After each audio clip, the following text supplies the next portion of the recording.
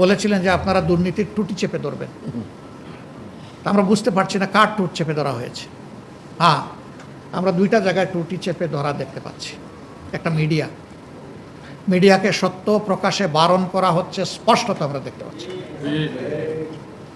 আরেকটা, সমাজের বিভিন্ন জায়গায় ভালো মানুষগুলো তাদের টুট এখন সেলাই করার চেষ্টা করা হচ্ছে।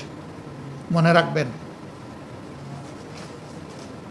এইভাবে কারো টুট দীর্ঘদিন বা চিরদিন বন্ধ করে রাখা যায় না। আমাদের টুট চলবে ইনশাল্লাহ। আমাদের অবস্থান স্পষ্ট। তাওয়ানু আলাল বিররি ওয়াত তাকওয়া ওয়ালা তাওয়ানু আলাল ইসমি ওয়াল উদওয়ান। আমরা ন্যায়সঙ্গত সকল কাজে সমর্থন এবং সহযোগিতা দেব। অন্যায় এবং জনগণের অধিকার হরণ করার যত কাজ আছে সব জায়গায় বাধার দেয়াল হয়ে দাঁড়াবো ইনশাআল্লাহ। এক চুল পরিমাণ ছাড় দেব না এই জায়গায়। প্রিয় দেশবাসী, আমরাও আপনাদের অংশ। সবাই মিলেই আমরা, সবাই মিলেই বাংলাদেশ, সবাই মিলে বাংলাদেশি। সুতরাং আমাদের লড়াই আমাদের জাতির জন্যে, সবার জন্যে। এই লড়াই আপনারও লড়াই, এ লড়াই আমারও লড়াই। এই লড়াই ইনশাল্লাহ আমরা একসাথে সামনের দিকে এগিয়ে যাব।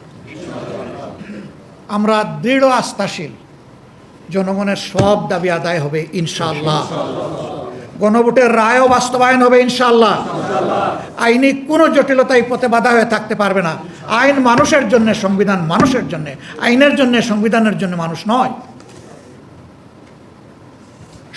সংবিধান বললে, আমি সেদিনও বলেছি, সংবিধান বললে এখন বিরোধী দলও নাই, সরকারি দলও নাই, প্রধানমন্ত্রীও নাই, বিরোধী দলের নেতাও নাই। কোত্থেকে আসে? কোনো সংবিধানের বলে এটা আসে। এটা ন্যাশনাল কনসেনসাসের বলে এসেছে। তো এক জায়গায় মানবো, আরেক জায়গায় মানবো না, এটা তো সুবিধাবাদী মানসিকতা। আমরা ওইটা পছন্দ করি না, সমর্থন করি না। আমরা এর ঘোর বিরোধী। মানলে ন্যায্যটা সব জায়গায় মানতে হবে, যেটা জাতির প্রয়োজন। আমরা এই জন্যে সরকারি দলের প্রতি আহ্বান জানাব, আসুন ভুল মানুষ করে, আমরাও করতে পারি। জাতি মনে করে স্পষ্টত আপনারা এগুলো ভুলের মধ্যে লিপ্ত আছেন। আপনারা এই ভুল থেকে বের হয়ে আসেন। প্রথমে গণভোটের গণরায়কে মেনে নিন, তার জন্য উপযুক্ত পদক্ষেপ নিন। আমরা আপনাদেরকে সহযোগিতা করব এটা বাস্তবায়নে। এরপরে যে অধ্যাদেশগুলো জারি করা হয়েছিল ফ্যাসিজম থেকে দেশের শাসন ব্যবস্থাকে মুক্ত করার জন্য, সেইগুলো আপনারা কথা দিয়েছেন বিল আকারে আনবেন, জন আকাঙ্ক্ষার আলোকে আনেন।